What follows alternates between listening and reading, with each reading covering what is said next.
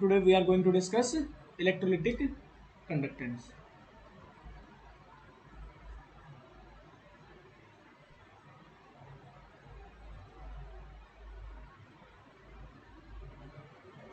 क्या मतलब है बेटा इलेक्ट्रोलिटिक कंडक्टेंस?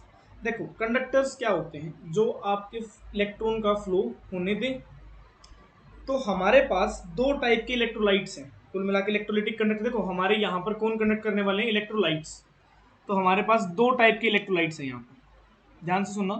देखो यहाँ पर कंडक्शन का काम, देखो दो टाइप के कंडक्टर्स होते हैं। अगर मैं आपको आइडिया दूं तो दो टाइप के कंडक्टर्स होते हैं, अगर आपने अभी तक पढ़ा होगा। एक होते हैं आपके मेटेलिक कंडक्टर्स, जिसके बारे में आप लोग फिजिक्स में पढ़ते हो, है ना। करंट इलेक्ट्रिसिटी का चैप्टर हो गया होगा तो वहां पढ़ा भी होगा इसके बारे में। मेटेलिटिक कंडक्टर, दूसरा होता है हमारा इलेक्ट्रोलिटिक कंडक्टर। ठीक है ना। यहाँ पर क्या होता है, जो इलेक्ट्रोलिटिक कंडक्टेंस होता है, यहाँ पर फ्लो ऑफ इलेक्ट्रॉन जो होता है आपका, जो आपका फ्लो ऑफ इलेक्ट्रॉन होगा, फ्लो ऑफ इलेक्ट्रॉन कहाँ से टेक्स प्लेस करेगा? टेक्स प्लेस, लिखना चाहो तो लिख लो आप, takes place through electrolytes. Electrolytes मतलब आयंस की फॉर्म में, कैटायन या एनायन की फॉर्म में यहाँ पर डिटरमाइन करेगा। ठीक है बेटा, कुछ ऐसा आपने। और यहाँ पर क्या होता है आपका, यहाँ पर आपका मेटेलिक कंडक्टर्स आपके डिटरमाइन करते हैं, जहाँ पर आपका जो, जब कोई सब्सटेंस टूटता है, सिंपली इलेक्ट्रॉन्स का फ्लो यहाँ पर होगा कहीं ना कहीं आपका। इस तरीके से हम लोग बात करेंगे यहाँ पर। अब आपके इलेक्ट्रोलिटिक कंडक्टर्स ना, इलेक्ट्रोलिटिक कंडक्टर, देखो हमें इस वाले हिस्से के बारे में डिस्कस करना है। ये दो टाइप्स के होते हैं बेटा यहाँ पे। एक होता है स्ट्रॉन्ग इलेक्ट्रोलाइट, एक होता है वीक इलेक्ट्रोलाइट।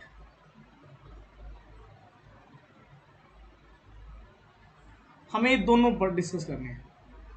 तो मैं आता हूं बात किस पे, स्ट्रॉन्ग इलेक्ट्रोलाइट्स पे आता हूं। कोई आप सोचते स्ट्रॉन्ग इलेक्ट्रोलाइट्स क्या होते हैं? पहले जनरल टर्म्स डिस्कस कर लेते हैं, फिर अपने टॉपिक पे चलते हैं। कोई बताओ मुझे, कई बार बता चुका स्ट्रॉन्ग इलेक्ट, पूरा चैप्टर मतलब जो अभी आज से जो टॉपिक शुरू होने वाला है उसके अंदर बार बार स्ट्रॉन्ग इलेक्ट्रोलाइट, वीक इलेक्ट्रोलाइट की बातें चलेंगी। ग्राफ हमें डिस्कस करना है इसका, डी बाय ओम सागर इक्वेशन डिस्कस करनी है हमें, कोलराश लॉ डिस्कस करना है। वो सारी चीजें इन इलेक्ट्रोलाइट्स के ऊपर डिपेंड करती है। तो अभी भी फिर ध्यान सुन बोल रहा हूँ मैं, अभी जो आज तक आपने जो कुछ पढ़ा है ना, अब जो मैं पढ़ाने वाला हूँ आगे, इसका पिछले वाले किसी भी टॉपिक से कोई लेना देना नहीं, ध्यान रखना, कोई भी लेना देना नहीं है दूर दूर तक। इसलिए आराम से समझना, जिसने अभी तक कुछ डिस्कस नहीं किया, जिसने अभी तक कुछ नहीं पढ़ा, वो भी, उसे भी समझ में आएगा, ध्यान रखना। कोई रिक्वायरमेंट नहीं है पिछला आपने कितना पढ़ा या नहीं पढ़ा, कोई दिक्कत नहीं है। लेकिन कौन नहीं है भाई क्लास के अंदर आज? कौन बच्चा नहीं है क्लास के अंदर? कौन बच्चा एब्सेंट आज? हर्ष नहीं है ना क्लास के अंदर? चलो, ओके। तो स्ट्रॉन्ग इलेक्ट्रोलाइट्स क्या होता है बताओ मुझे, मैंने तुम्हें ये सॉल्यूशन में बताया था क्या होता है स्ट्रॉन्ग इलेक्ट्रोलाइट्स। भैया दो एक जो स्टेप एक में टूट बार में दे। पूरे टूट जाए। जो एक बार में जितना टूटना हो, विच डिसोशिएट कंप्लीटली, सिंपल, विच डिसोशिएट्स कंप्लीटली।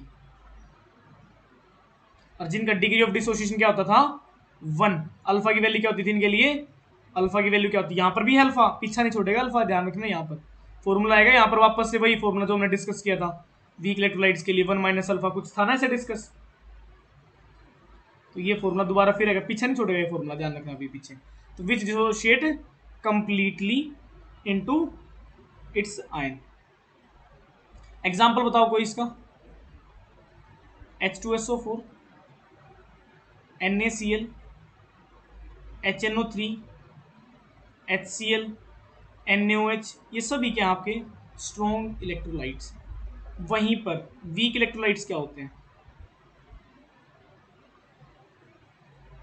बताओ जल्दी से, व्हाट आर वीक इलेक्ट्रोलाइट्स?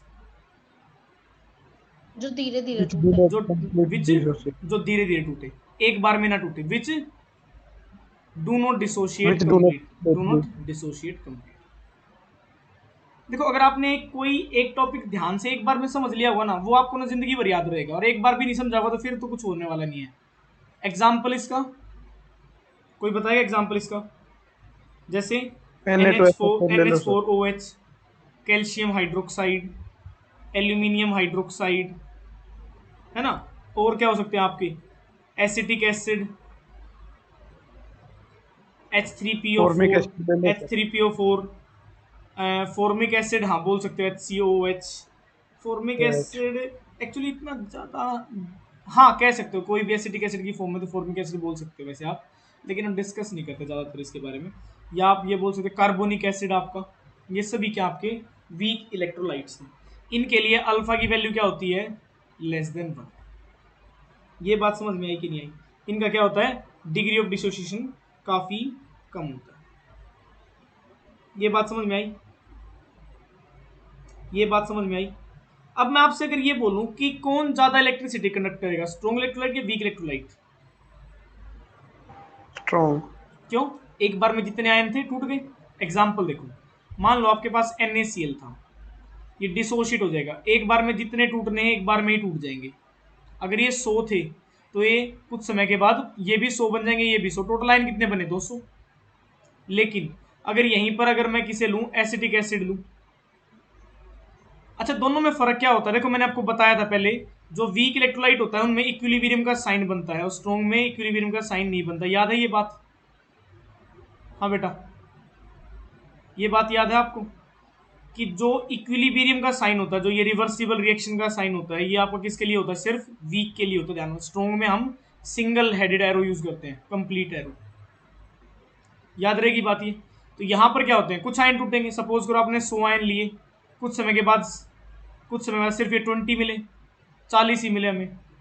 कौन ज्यादा इलेक्ट्रिसिटी कंडक्ट करेगा, जितने ज्यादा आयंस, जितने ज्यादा आयंस उतने ज्यादा इलेक्ट्रिसिटी कंडक्ट होगी। तो कोई आपसे पूछे कौन ज्यादा इलेक्ट्रिसिटी कंडक्ट करेगा, स्ट्रॉन्ग इलेक्ट्रोलाइट कंडक्ट, ये बात याद रहेगी। तो हमें डिस्कस करना है इसके बाद factor affecting, factors affecting electrolytic conductance. कोई नहीं पूछता, मैंने आज तक कोई क्वेश्चन नहीं देखा इसके ऊपर, आज तक का रिकॉर्ड है, लेकिन सिलेबस में है तो हम डिस्कस कर रहे हैं इलेक्ट्रोलिटिक कंडक्शन। लेकिन आइडिया होना चाहिए, MCQ क्वेश्चन बन सकता है आपका यहाँ से। तो कोई आपसे पूछे नेचर ऑफ इलेक्ट्रोलाइट, पहला किस में डिपेंड करेगा, नेचर ऑफ इलेक्ट्रोलाइट, कि आपका वो स्ट्रॉन्ग है या वीक है। तो क्या लिखोगे, कौन ज्यादा इलेक्ट्रिसिटी कंडक्ट करेगा, स्ट्रॉन्ग। तो लिख लो स्ट्रॉन्ग इलेक्ट्रोलाइट। Strong electrolyte. भैया यहाँ पे इलेक्ट्रिसिटी का मीनिंग करंट से है या फिर चार्ज से? इलेक्ट्रिसिटी की तो बात ही नहीं कर रहा भाई, मैं कंडक्शन की बात कर रहा हूँ, जो इलेक्ट्रॉन्स का फ्लो आप या कह रहे आए। हो कौन इलेक्ट्रिसिटी करेगा ज्यादा? अरे नहीं, वो इलेक्ट्रिसिटी बाहर निकल गया, बाकी यहाँ पर कंडक्शन से मतलब है कौन जितने कितनी आसानी से अपनी यहाँ से इलेक्ट्रॉन्स को कंडक्ट करेगा। बाकी आप बोल सकते हो इलेक्ट्रिसिटी, वैसे बोल सकते हो, कोई गलत नहीं है, इलेक्ट्रिसिटी बोला जा सकता है, क्योंकि इलेक्ट्रॉन्स का फ्लो जिस तरफ होगा उसके रिवर्स डायरेक्शन में क्या होगा, इलेक्ट्रिसिटी होगा। बोल सकते हो, कोई दिक्कत नहीं है, इलेक्ट्रिसिटी कौन ज़्यादा कंडक्ट करेगा बोला जा सकता है, कोई दिक्कत नहीं है। तो स्ट्रॉन्ग इलेक्ट्रोलाइट कंडक्ट इलेक्ट्रिसिटी, लिख लो ये लो, conduct electricity to a large extent, to a large extent की देन वीक इलेक्ट्रोलाइट।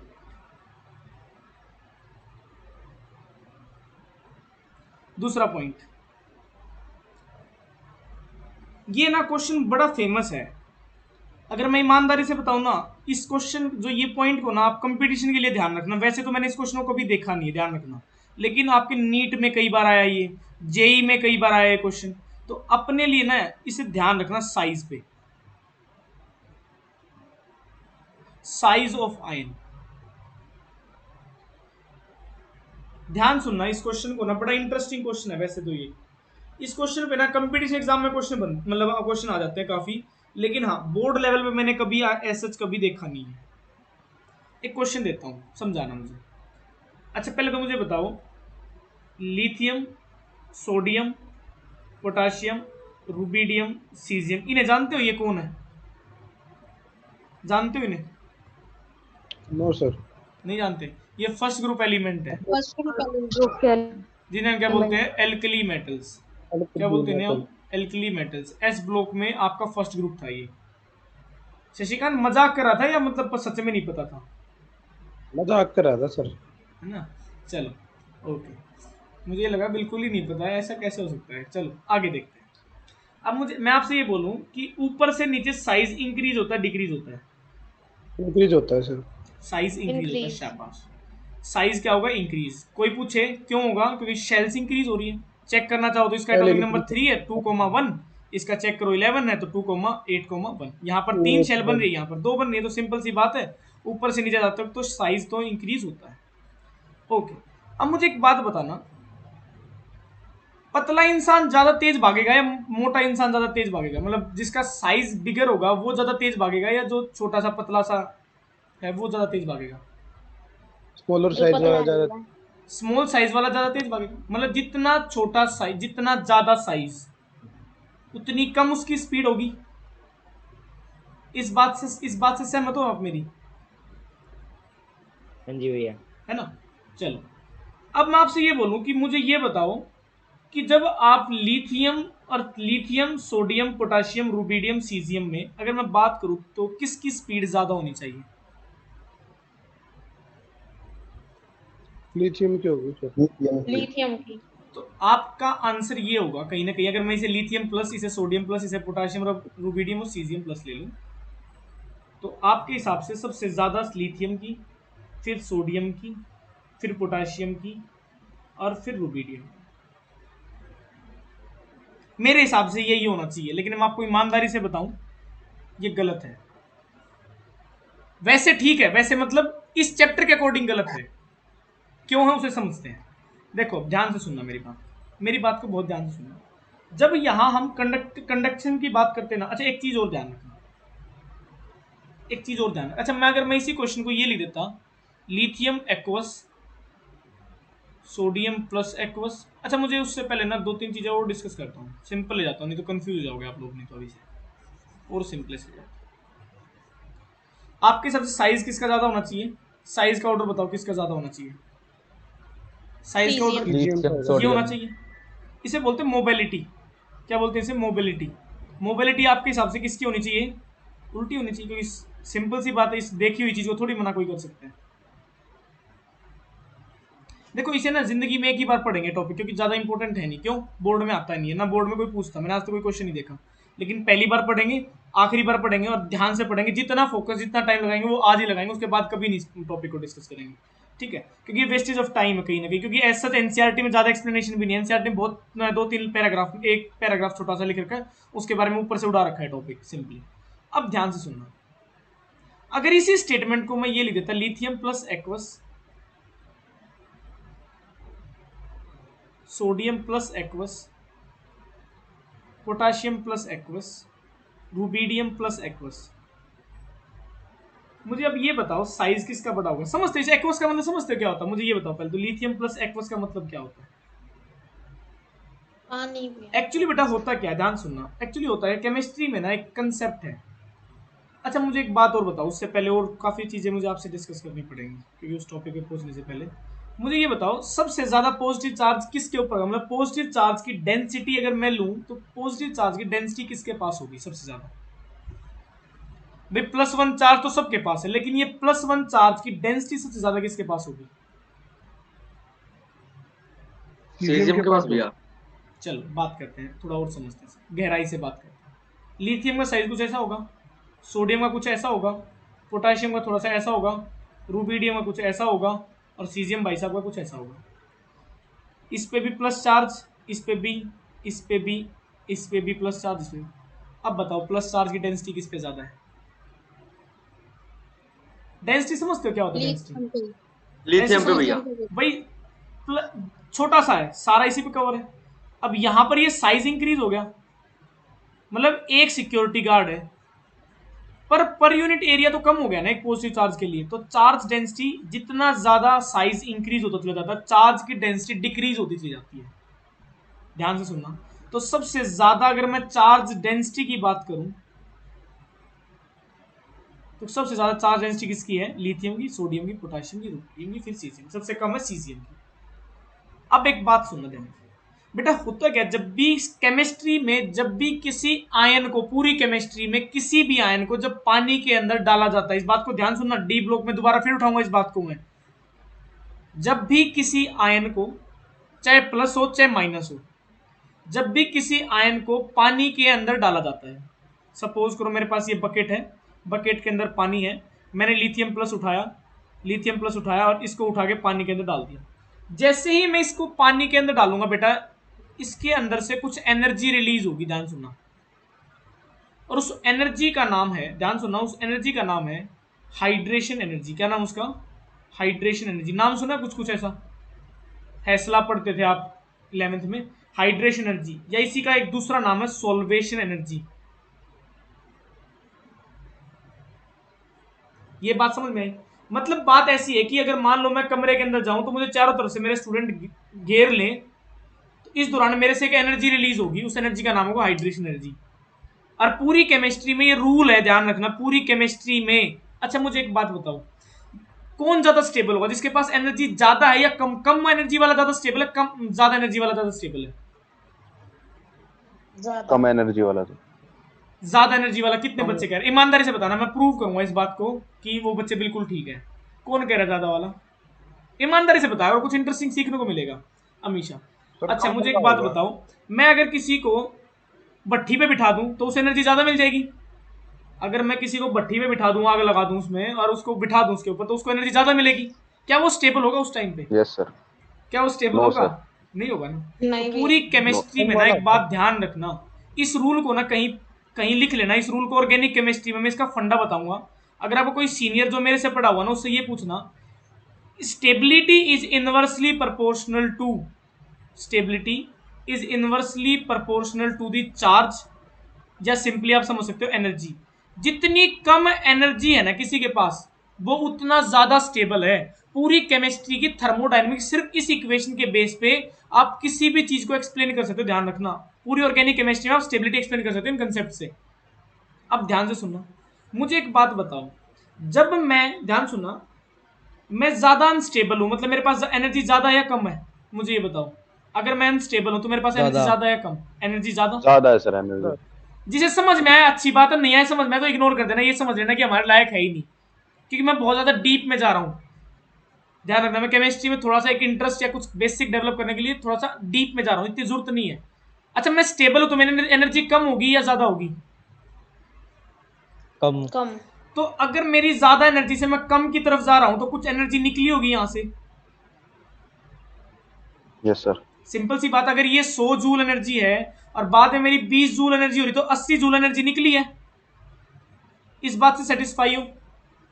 इस बात से सेटिस्फाई हो? हाँ भैया। हाँ ये भैया। 80 जूल एनर्जी ही हाइड्रेशन एनर्जी कहलाती है।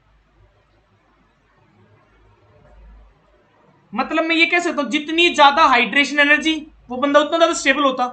मतलब मान लो मेरे पास से अगर 80 की बजाय 90 जूल एनर्जी निकलती, तो मैं 90 जूल के वक्त ज्यादा स्टेबल होता है, 80 के वक्त ज्यादा स्टेबल होता?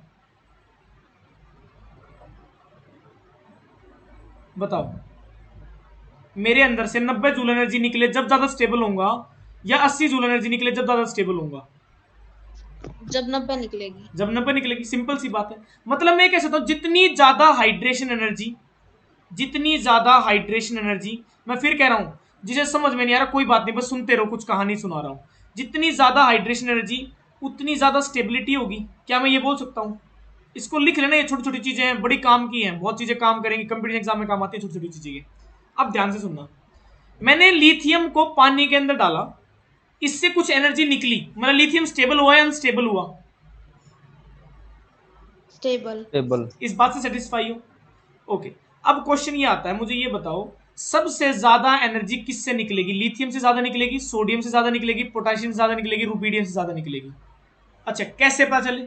इस हाइड्रेशन का मतलब क्या है सर? अभी भी नहीं समझ में आया, कोई बात नहीं, मैं कह रहा हूं आना भी नहीं चाहिए, अभी मैंने बहुत कुछ नहीं बताया। ये कंसेप्ट ना हाइड्रेशन एनर्जी का कंसेप्ट आता है हेस्लो से, जो आप 4th चैप्टर में केमिकल बॉन्डिंग में पढ़ते हो, ठीक है ना? वहां पता नहीं कितना बताया, मुझे नहीं पता। देखो ध्यान सुनो, ये मेरा लिथियम का साइज है बेटा। होता क्या है, ये हाइड्रेशन का मतलब क्या होता है? अगर मेरे पास लिथियम का कोई आयन है, लिथियम छोड़ो, कोई भी केटायन है, कोई भी एनायन, मतलब कोई भी चार्ज स्पीसीज कोई भी है, उसको जब पानी के अंदर डाला जाता है, होता क्या है, उसे वाटर मॉलिक्यूल घेर लेते हैं चारों तरफ से। जैसे आजकल कंगना रनावत है ना, उसको सिक्योरिटी गार्ड हमेशा घेरे रहते हैं, तो वो स्टेबल ज्यादा है भाई, जितने ज्यादा गार्ड होंगे उतनी ज्यादा स्टेबल होगी वो।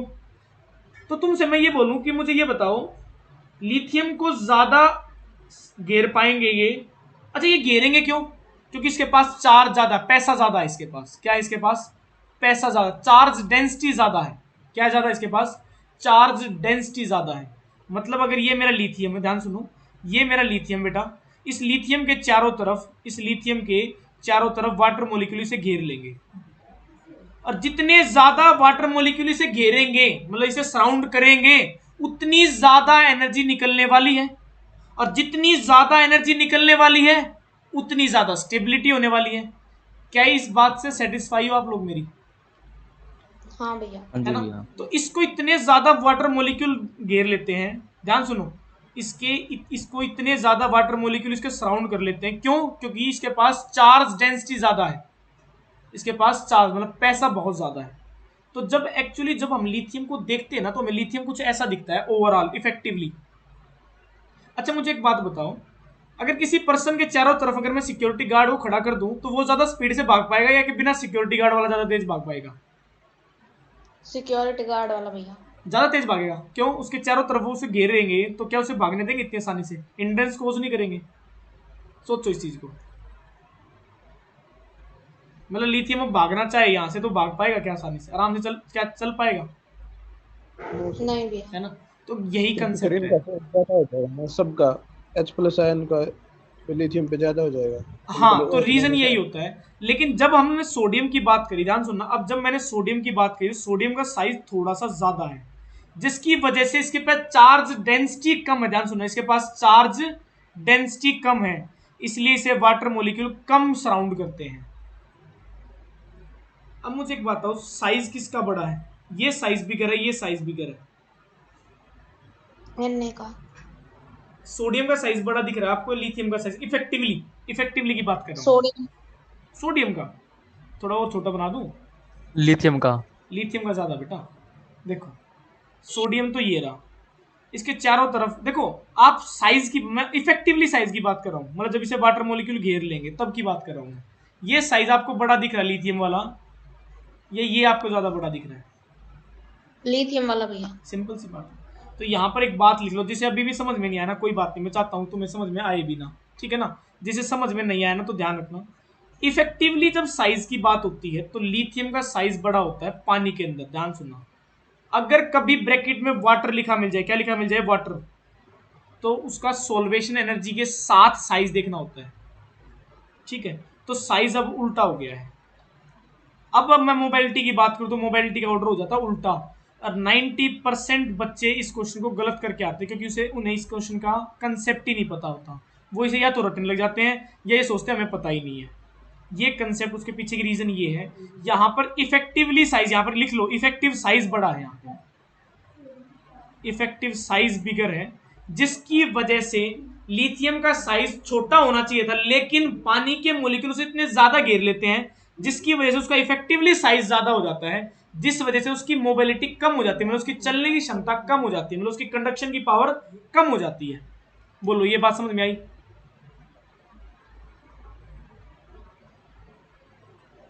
कितने बच्चों को समझ में आई? ईमानदारी से बताओ, नहीं तो फिर मैं एक लाइन लिखवाता हूँ सिंपल डायरेक्ट। भैया हाँ। समझ। जिस तरह सीजियम का साइज बड़ा है, हम्म। तो उसके चारों तरफ वाटर ज्यादा नहीं आना चाहिए, क्योंकि उसका नहीं आना। सरफेस एरिया ज्यादा हुआ। हाँ मैं भी यही सोच रहा था, लेकिन चार्ज डेंसिटी कम है। चार्ज डेंसिटी मतलब उसे वाटर को मोलिक्यूल को खींचने की जो पोलराइजेशन की पावर है वो कम है, क्योंकि चार्ज डेंसिटी कम है। ये रीजन है, इस वजह से वाटर मोलिक्यूल आएंगे ही नहीं, एक दो ही आएगा उसके पास है। ठीक है, बात समझ में आई? ठीक है भैया। ठीक है भाई, एक मोटा इंसान है, एक के पास पैसे ज्यादा है, एक के पास बिल्कुल पैसा नहीं। सिक्योरिटी गार्ड किसे मिलेंगे? पैसे वाले को मिलेंगे या बिना पैसे वाले को मिलेंगे? सोच के देख, लॉजिकली सोच पैसे ले। वाले को। सिंपल सी बात है, तो उसका साइज इफेक्टिवली और ज्यादा हो जाएगा, चार्ज डेंसिटी ज्यादा होगी उसकी। तो ध्यान सुनो, तो इस पॉइंट को लिखना, size is inversely proportional to mobility. जितना ज्यादा साइज है उतनी कम मोबिलिटी होगी, जिसकी वजह से उतनी कम उसकी इलेक्ट्रोलिटिक कंडक्टेंस होगी। इलेक्ट्रोलिटिक कंडक्टेंस होगी, सिर्फ इतना लिख लो। वो सिर्फ मैंने आपको कंसेप्ट से सिखाया था, अगर कोई बच्चा कंपटीशन की तैयारी कर रहा है थोड़ा बहुत उसे आइडिया हो। कई बार आ जाते हैं ऐसे आसान आसान क्वेश्चंस, इस वजह से। Next, concentration of solution. अच्छा, आप कंसंट्रेशन से क्या समझते हो? पूरा चैप्टर पढ़ चुके हो, पूरा सॉल्यूशन चैप्टर पी लिया है, कंसंट्रेशन का क्या मतलब समझते हो आप? Amount of solute dissolve in अगर मैं यहां पर 1 लीटर पानी बोलूं, दूसरी तरफ भी मेरे पास 1 ही लीटर पानी है, दोनों तरफ 1 लीटर पानी है, मैं बोलता हूं यहां पर तो 100 ग्राम 1000 ग्राम है सॉल्वेंट सोल्यूट है, यहां पर 500 ग्राम सॉल्वेंट है, सोल्यूट है सॉरी। तो मुझे बताओ कंसंट्रेशन किसकी ज्यादा? पहले तो मुझे ये बताओ। पहले वाले की। ए की कंसंट्रेशन ज्यादा, मतलब ये बोल सकता हूं concentration of A is greater than concentration of B. क्या ये बोला जा सकता है? हाँ जी। कितने बच्चे इस बात से डिसएग्री कर रहे हैं? कोई है बच्चा जो डिसएग्री कर रहा हो? तो अब मुझे ये बताओ, आयन को कंडक्ट करना यहां आसान होगा या यहां पर ए में ज्यादा आसान होगा कंडक्शन करना, है बी में ज्यादा आसान होगा? ए में। क्यों? कैसे प्रूव कर? ज्यादा आयन टूटेंगे उसमें। मैंने तो आयन टूटने की बात ही नहीं करी, मैं कह रहा हूं टूट ही नहीं रही। अब बता, नॉन इलेक्ट्रोलाइट है, और बोल। अब बात करो भैया फिर आयन कंडक्ट का मीनिंग। मैंने बोला कि जो या मैंने बोला एक, मैं चल तेरी बात मैंने एग्री कर ली तेरी इस बात से कि आयन है, टूट गए, दोनों स्ट्रॉन्ग इलेक्ट्रोलाइट है, बराबर टूट रहे हैं। और बता,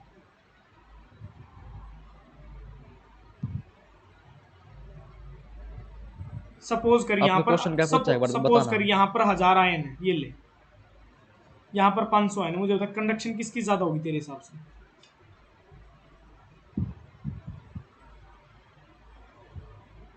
मेरी एक बात सुनना बेटा ध्यान से। जब कंडक्शन की बात करते हैं ना, 3 टाइप की फोर्सेस काम करती है वहां उनके पीछे। एक सोल्यूट सोल्यूट इंटरेक्शन की बात होती है, एक सोल्यूट सोलवेंट इंटरेक्शन की बात होती है, एक होती है सोलवेंट सोलवेंट की। सोलवेंट सोलवेंट की हम बात करते ही नहीं है, ठीक है। सोल्यूट सोल्यूट की भी हम यहां बात नहीं कर रहे, हम बात करेंगे यहां पर सोल्यूट सोलवेंट की। होगा क्या बेटा? मुझे एक बता, बीड़ी गली से निकलना आसान है या चौड़ी गली से निकलना आसान है? चौड़ी गली से। है ना? तो यहां पर 1000 ml पानी के अंदर से 1000 आयन निकलेंगे, है ना? और यहां पर 1000 ml पानी के अंदर से 500 आयन निकलेंगे। मुझे बता तेरे हिसाब से कौन ज्यादा आसानी से निकलेंगे? मूवमेंट किन की आसान होगी? क्योंकि भाई आयन को कंडक्ट करना है, आयन को ध्यान सुनो, कंडक्शन करनी है आयन को। भाई जो आयन निकलेगा ही नहीं, रास्ते से जा ही नहीं पाएगा, तो कौन कैसे कंडक्ट करोगे?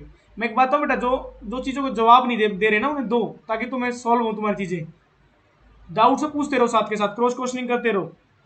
देखो इधर, अब तो तुम्हारे हिसाब से कंडक्शन किसकी ज्यादा होनी चाहिए, ए की या बी की? बी की। ठीक है। अब यहां पर एक पॉइंट लिख लो सिंपल, जितनी ज्यादा concentration of solution is inversely proportional to electrolytic conduction.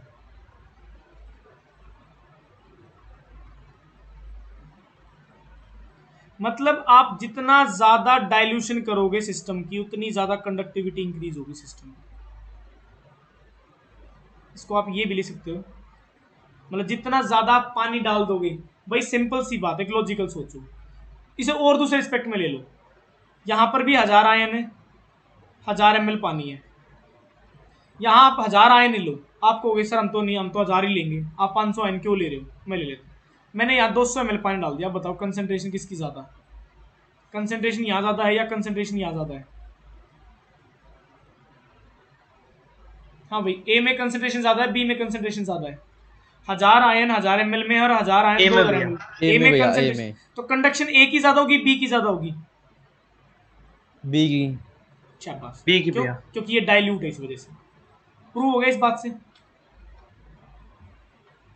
बात समझ में बेटा? नेक्स्ट पॉइंट है टेम्परेचर।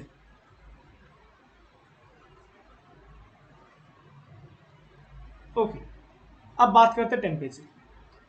वैसे टेम्परेचर कोई खास लॉजिक नहीं बनता, लेकिन सिर्फ समझने के लिए समझा रहा हूं बेटा। टेम्परेचर की वजह से होता है कि जितना ज्यादा आप टेम्परेचर इंक्रीज करोगे, कोई भी सोल्यूट जो आपने लिया है वो टूटने लग जाएगा।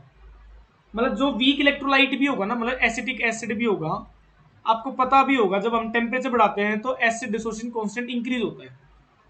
जिस वजह से जो आयन जो नॉर्मल रूम टेम्परेचर पे कम टूट रहे थे, टेम्परेचर इंक्रीज करने की वजह से वो ज्यादा टूटेंगे। सपोज करो नॉर्मल रूम टेम्परेचर पे 1000 में से सिर्फ 100 में से सिर्फ कितने टूटे, time t is equal to 0 पे सिर्फ कुछ नहीं टूटा, time t is equal to equilibrium पे, लेकिन जब टेम्परेचर था 25 डिग्री सेल्सियस, सपोज करो 20 आयन टूटे सिर्फ, ये भी 20 बने, ये भी 20 बने, आपने 50 डिग्री सेल्सियस टेम्परेचर कर दिया, तो हो सकता है कि 10 आयन और ज्यादा टूट जाए। तो टेम्परेचर की इंक्रीज करने की वजह से नंबर ऑफ आयंस इंक्रीज हो जाते हैं, इस वजह से कंडक्शन इंक्रीज हो जाती है। तो इस बात को भी ध्यान रखें। Temperature is inversely proportional, directly proportional to electrolytic conduction. आपके नोट्स में नहीं मिलेगा क्योंकि मैं रेलेवेंट नहीं समझता था इस चीज को, कोई ऐसा पूछता नहीं है, इसलिए मैंने लिखा नहीं। कोई पूछे क्यों, due to increase in dissociation of, due to increase in dissociation, simply ऐसे लिखो। अच्छा कोई इसके अंदर पूछे ना क्यों, तो इसकी रीजन लिख लो। अगर कोई लिखना चाह रहा कोई बच्चा तो लिख लो इसके अंदर, इंटर आयनिक अट्रैक्शन डिक्रीजेस, क्योंकि जब वो रास्ते से निकलेंगे तो उन्हें भीड़ कम हो जाएगी। Interionic attraction decreases due to which, simply due to which electrolytic conduction increases. मतलब जितना ज्यादा आप डाइल्यूशन करोगे उतनी ज्यादा इंटर आयनिक फोर्सेस डिक्रीज होती चली जाएंगी भाई, सिंपल।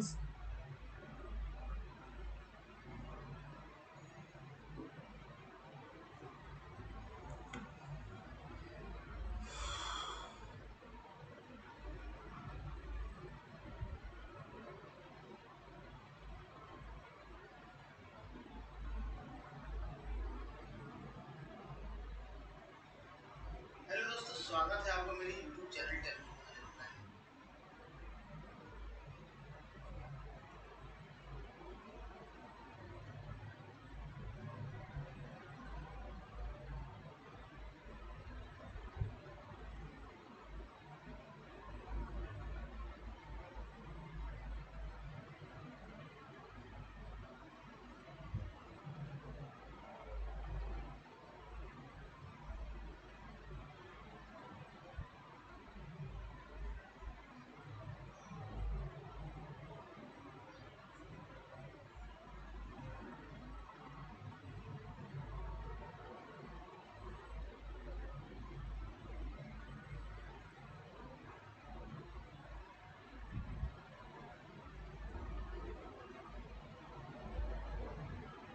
चले बेटा,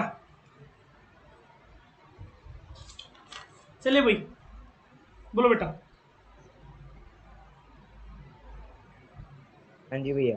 ओके, हाँ भैया। फिर एक हमें एक लॉ पढ़ना है नया। अब हमें डिस्कस करना है एक नया लॉ जिसका नाम है ओम्स लॉ। पढ़ा है, नाम सुना है, जाना पहचाना है कुछ? अभी भी करा है भैया, 11th 12th में और 10th हाँ में भी भैया। था। किया है? 9th-10th में हाँ करा जी, था। तो हम अभी भी थोड़ा तो सा, करा 12th में। हम सिर्फ हाँ। 2 लाइन वहां की पढ़ेंगे, बाकी सारा हमारा अपना अलग अलग होगा। तो हम यहाँ पर अब डिस्कस करने वाले हैं Ohm's law.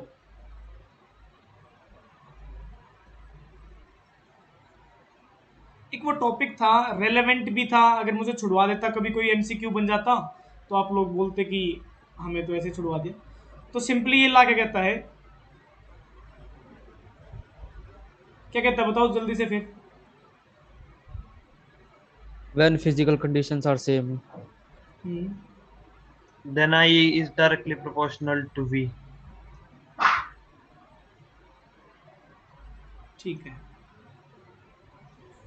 Conductor is directly proportional to, directly proportional मैं to डायरेक्टली प्रोपोर्शनल से साइन बना रहा हूँ simple, directly proportional to potential applied on it.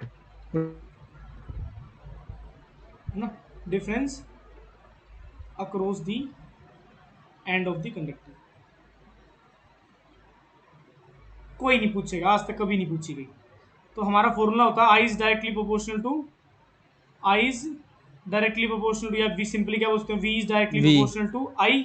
तो क्या हो जाएगा, V is equal to V is equal to IR. I, और R क्या होता है, कांस्टेंट जिसे हम रेजिस्टेंस बोलते हैं। तो आई आर, यहाँ पर आर क्या आपका रेजिस्टेंस, आर की यूनिट क्या है ओम। ओम। ठीक है, अब बात करते हैं रेजिस्टेंस की, करें रेजिस्टेंस की बात। अच्छा यहाँ ठीक है पर भैया करो। वोल्ट की तो यूनिट वी ही रहेगी, वोल्ट ही रहेगी। आई किस में, करंट किस में रिपेयर रिपेयर कर रहा हूँ, एम्पियर। एम्पियर, डिनोट करेंगे एम्पियर में। ठीक है ना, कोई दिक्कत नहीं होगी यहाँ पर, तो एम्पियर ए से डिनोट। रेजिस्टेंस क्या बोलेंगे रेजिस्टेंस को, V by I. V by I, मतलब डेफिनेशन क्या, सिंपल क्या बोल सकते हो आप रेजिस्टेंस को, डेफिनेशन की फॉर्म में अगर मैं बोलना चाहूँ तो simply obstruction to the flow of current, the obstruction to the flow of current. पता है क्या बात है बेटा, इस चैप्टर में ना, इस केमिस्ट्री में हमें बात रेजिस्टेंस की करनी ही नहीं है एक्चुअली। हम यहाँ पर इस चैप्टर में कंडक्टेंस की बात करेंगे, मतलब इसका उल्टे की बात करेंगे, तो इसलिए जरूरी थोड़ा होगा ना। तो आपका रेजिस्टेंस क्या होता है, रो एल अपॉन ए। क्या होता है formula, R is equal to rho L upon A. ये क्या आपकी लेंथ, लेंथ। ए क्या आपका एरिया। एरिया, आर क्या आपका रेजिस्टिविटी। Resistance, resistance. रो क्या आपका रेजिस्टिविटी। रेजिस्टिविटी। अच्छा क्या है ये लेंथ, यहाँ पर किसकी बात कर रहे हैं हम, यहाँ पर इलेक्ट्रोड्स की बात कर रहे हैं। देखो बेटा, जब इसे आप 3D डायग्राम में देखोगे ना, तो एक्चुअली जो ये इलेक्ट्रोड्स होते हैं बिल्कुल टच होते हैं आपकी, जो बिल्कुल नीचे तक है, नीचे तक जो आपका ना बिल्कुल नीचे तक टच होते हैं आपकी। ठीक है भाई, जो ये नीचे तक बिल्कुल टच होते हैं आपकी, बात समझ में आई बेटा। हाँ भैया। आगे तो भैया। इस बात को ध्यान रखना है यहाँ। भैया भैया जो सेल में होते हैं वो भी तो ऐसे होते हैं, क्या, जो सेल हाँ होता हाँ है बिल्कुल नीचे उस तक टच होते हैं, बिल्कुल बिल्कुल। अब देखो इधर ध्यान से, भैया यहाँ पर हाँ बोलो। जो ये इलेक्ट्रोड है ये सिलेंड्रिकल होता है ना? जरूरी नहीं है, लेकिन जनरली हम इसे सिलेंड्रिकल मान के चलते हैं, लेकिन सिलेंड्रिकल हो ऐसा जरूरी नहीं है, इस चीज को भी ध्यान रखना। ऐसा जरूरी नहीं है, ध्यान रखना। हम यहाँ पर एक्चुअली इसको बल्कि हम क्यूबॉइड की फॉर्म में मानते हैं, ज्यादातर क्यूबॉइड मानते हैं बेटा यहाँ पर। आगे बताऊंगा इसकी रीजन, क्यूबॉइड फॉर्म में होता है आपको कुछ। ठीक है, आगे देखो। ओके, रो की यूनिट क्या होती है जल्दी से बताओ मुझे। अच्छा यहाँ से रो क्या बन जाएगा आपका, R one A by rho by L. L upon A. Rho की यूनिट क्या है, भैया उल्टा लिख दिया। उल्टा लिख दिया आपने, ये आर ए बाई एल आएगा। ठीक है ठीक है ठीक है, उल्टा कर दिया। चल, रबी क्यों नहीं हो रहा, ये रबी नहीं हो रहा।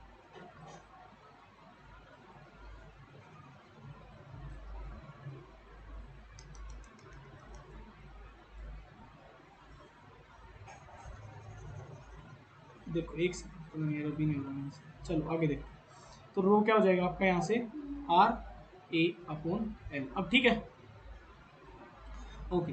रो की यूनिट क्या होगी यहाँ पर, बताओ जल्दी से, ओम मीटर। कैसे निकाले, देखो रेजिस्टेंस की यूनिट ओम है एरिया है के ना। Metre square. एरिया की यूनिट क्या हो जाएगी आपकी सेंटीमीटर स्क्वायर, और इसकी यूनिट क्या हो जाएगी आपकी सेंटीमीटर। भैया मीटर में नहीं लेंगे? नहीं भाई, हम ले सकते हैं, बाकी हम लेंगे नहीं यहाँ पे इस चैप्टर के दौरान, यही चीज़ें सिखानी है आपको। तो इसकी यूनिट क्या हो जाएगी ओम सेंटीमीटर, क्योंकि इलेक्ट्रोड्स मीटर में समझता है, सेल की बात करनी है हमें यहाँ। सेल समझता है, सेल एक मीटर पता है कितना ठीक बड़ा है होता है, भैया। 100 सेंटीमीटर के बराबर होता है, इस वजह से। ठीक है, चलें अब आगे। अब जो हमें डिस्कस करना है इस चैप्टर में, वो क्या डिस्कस करना है ध्यान से। एक टर्म आएगी, देखो जो सबसे ज्यादा परेशान करेगी ना आपको, एक टर्म होगी भैया कंडक्टेंस। हाँ बोलो भाई बोलो। फिर ये ऐसा यूनिट होती है मीटर, तो उसके हिसाब से अगर अगर उसमें इलेक्ट्रोड लेते हैं तो 0.1 मीटर ऐसे कुछ ले लेंगे। एक बात बता मुझे, कहीं पर तू 1 सेंटीमीटर बोले वो ज्यादा आसान है, या कहीं पर 0.01 मीटर बोले वो ज्यादा आसान है।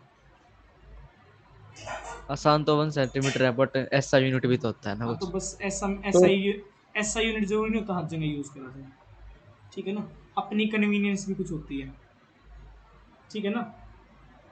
एक बात सर एक बार बताऊं, फिर से ठीक है भैया। एक एग्जाम्पल बताता हूँ बेटा, एक एग्जाम्पल दूं तेरे को। यहाँ से बत- दूसरी गैलेक्सी का जो डिस्टेंस है ना, ऐसा यूनिट अगर ली जाए तो मीटर होनी चाहिए, लेकिन हम कभी मीटर में लिखते हैं, हमेशा लाइट ईयर्स में डिनोट करते हैं प्लैनेट्स का डिस्टेंस। तो वहां पे ना साइंटिस्ट का सिर फोड़ दिया क्यों उठा के, मीटर में लिख, है ना। जायज ठीक बात है नहीं भैया। है, बात जायज नहीं है, जायज है। जायज है जायज या है नहीं है, भैया। नहीं बता दे। कोई घर पे काम करे ना, चेन्नई वाला आ जाए, उसे ये मत बोलियो कि फटा में बात कर, कहना मीटर में बात कर, ऐसा यूनिट, है ना। अब ठीक है, मम्मी को बोला अगर इतने मीटर में यूनिट रोटी बनाओ मम्मी जी, है ना, वो ज्यादा ठीक है। अच्छा मुझे एक बात बता, दूध लेने जाता है, हाँ जी। किस में लेके आता है, किलो में लेके आता है, लीटर में लेके आता है? भैया दूध वाला तो किलो के आ गया है। किलो पे आ गया है। फिर क्या होना चाहिए वो? वह लीटर में होता है। होना चाहिए, लीटर होना चाहिए। होना चाहिए ना, तो होने से तो नहीं चलता ना, है ना।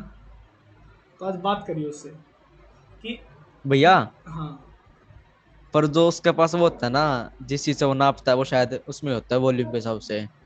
तो फिर वो मीटर में बताता है लीटर में बताता है, ये बता मुझे, बात तो ये थी। तो सब क्या कहता है, मीटर क्यूब में बता वो कितना है ना कि, ना, वो तो किलो में बताता है। हाँ हाँ, तो ठीक है ना।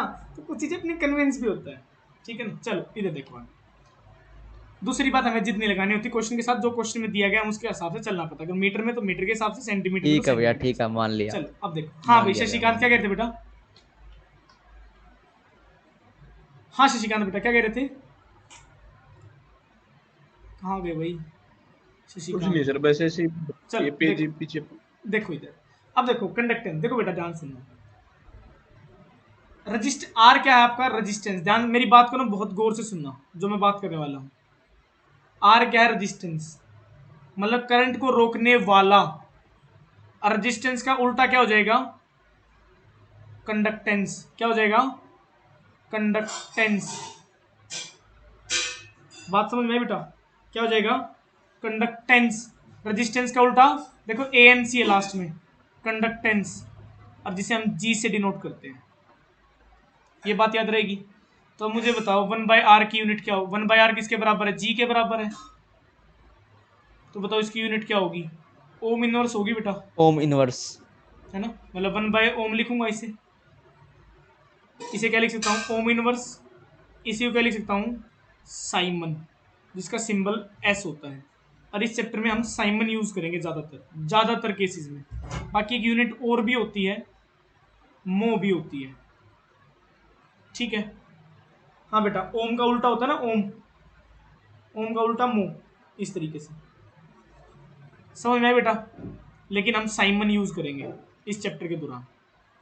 किसी बच्चे को डाउट है आज? निशिता समझ सर में आया बेटा? कंडक्टिविटी बोलो, सेम होती है, क्या दोबारा हाँ बोलो, भैया आ गया। बोलो शशिकांत बेटा। कंडक्टिविटी सेम होती है सर, रेजिस्टिविटी। नहीं नहीं नहीं, गलत, अलग अलग चीज होती है। वही तो बात करनी, वही समझाना, कंडक्टिविटी। अच्छा एक चीज और समझानी है, रो क्या होता है बेटा मुझे ये बताओ? रजिस्टिविटी होता है, इसका एक नाम और भी है, स्पेसिफिक रेजिस्टेंस। क्या नाम है इसका? Specific specific resistivity. रेजिस्टेंस। अब ध्यान सुनो, कंडक्टिविटी या स्पेसिफिक कंडक्टेंस एक ही बात है।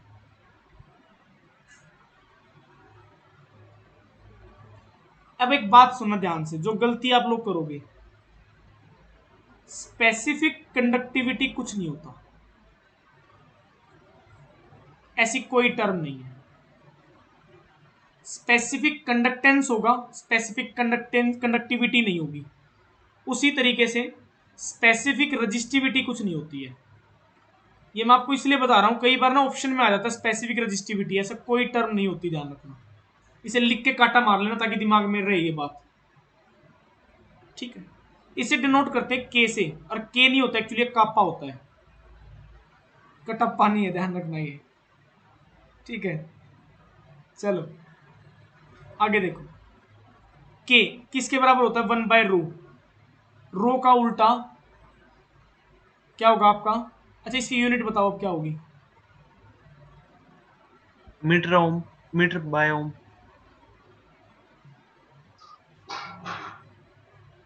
देखते हैं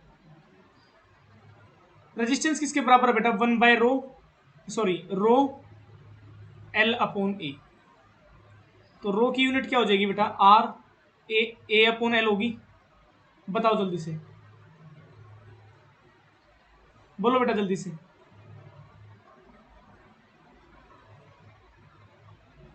क्या ओम ये मीटर होगी आएगा। बेटा? क्या हो गया? हाँ भैया। होगी। ओम रो मीटर आएगी ऐसा यूनिट। रो की यूनिट क्या होती है? आर की यूनिट क्या है? ओम। ओम इसकी यूनिट क्या है? Into metre. Centimetre square upon centimetre. कितना बचा हमारे पास? ओम सेंटीमीटर। लेकिन हमारा के क्या है? 1/रो, मतलब 1/ओम सेंटीमीटर। तो यूनिट क्या बन जाएगी इसकी? ओम इनवर्स सेंटीमीटर इनवर्स, पहली यूनिट। ओम इनवर्स को हम मो भी बोलते हैं, तो मो सेंटीमीटर इनवर्स भी बोलते हैं। दूसरी जो मोस्टली यूज होती है साइमन का एस, सेंटीमीटर इनवर्स। बहुत इंपॉर्टेंट ध्यान। ये यूनिट पता है क्यों फोकस कर रहा हूं यूनिट में बेटा? पता है जब आपको न्यूमेरिकल दिया जाएगा ना, वहां पर सबसे ज्यादा प्रॉब्लम पता क्या होगी? Molar conductivity. ऐसे लिखा जाएगा मोलर कंडक्टिविटी एंड कंडक्टिविटी। पता ही नहीं चलेगा किसकी बात कर रहा है बंदा। तो वहां पर यूनिट को पहचान के आप देखोगे कि हाँ यूनिट किसका दिया है। यूनिट से पहचानोगे वहां पर आप कि ये वैल्यू किसकी है, के की यूनिट है या एम की यूनिट है, कंडक्टिविटी लैम्डा एम की वैल्यू है। ये बात समझ में आई? बोलो बेटा जल्दी से, बोलो बेटा जल्दी से, ये बात समझ में आई कि नहीं आई? आगे आज भैया। आज बोर हो गए क्या लेक्चर्स में? आज बोर हो गए क्या? मेरे को तो आज पता नहीं, आज फील ही नहीं आ रही आज मैं पढ़ा रहा हूँ कुछ। हाँ भाई आज का सही था लेक्चर भैया, बल्कि आज का सही गया लेक्चर। आयुष आप बताओ। और क्या। आज मैं ज्यादा इंटरेक्ट नहीं कर पाया, मैं आज अपने आप ही पढ़ाता रहा, मतलब तुमसे ज्यादा बात नहीं कर पाया मैं आज। हाँ भाई आयुष आपको समझ में आया बेटा जो आज किया हमने? क्योंकि अब मैं क्लास डिस्कनेक्ट कर रहा हूँ, क्योंकि मैं इससे ज्यादा नहीं कर रहा आज, क्योंकि मुझे कुछ कराना वो कंप्लीट नहीं होगा। मुझे अब स्पेसिफिक कंडक्टिविटी की डेफिनेशन वगैरह करानी है, उसके लिए टाइम नहीं बचेगा, पूरा कंप्लीट नहीं हो पाएगा ना, आपकी डाउट्स ले पाऊंगा फिर मैं। हाँ बोलो बेटा, कल क्लास रख ले मुझे ये बताओ फिलहाल तो भी।